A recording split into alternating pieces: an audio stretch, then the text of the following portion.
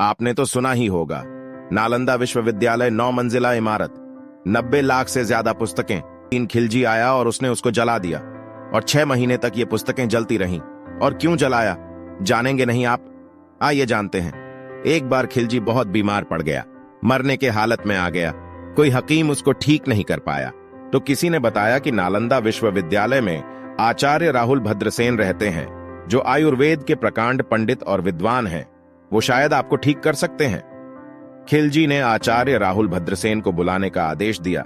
आचार्य को बुलाया गया तो खिलजी ने पहले शर्त रख दी कि मैं तो हूं पक्का मुसलमान, आपकी दवा तो मैं खाने वाला नहीं हूं, लेकिन फिर भी आपको मुझे ठीक करना ही पड़ेगा, और नहीं किया तो मृत्युदंड। आचार्य ने कहा, अच्छा ठीक है। उन्होंने कुरान लाकर दी और बोले, आप तो मुसलमान हो ना, लीजिए कुरान पकड़िए और इसके 10 पन्ने रोज पढ़ने हैं। खिलजी कुरान पढ़ने लगा और वह एकदम ठीक हो गया। उसने बोला, पता लगाओ कि मैं बिना औषधियों के कैसे ठीक हुआ।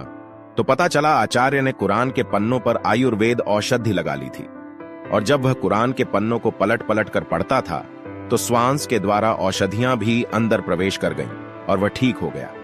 वो एकदम से झल्ला उठा और कहा, उनकी इतनी महान संपदा, भारतीय संस्कृति की इतनी महान संपदा मुझसे रहा नहीं जा रहा है।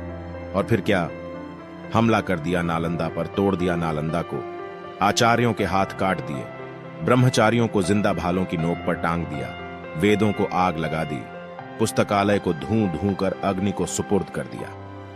यह सब हुआ हमारे साथ। सोचिए कितनी महान संपदा को खिलजी ने नष्ट कर दिया।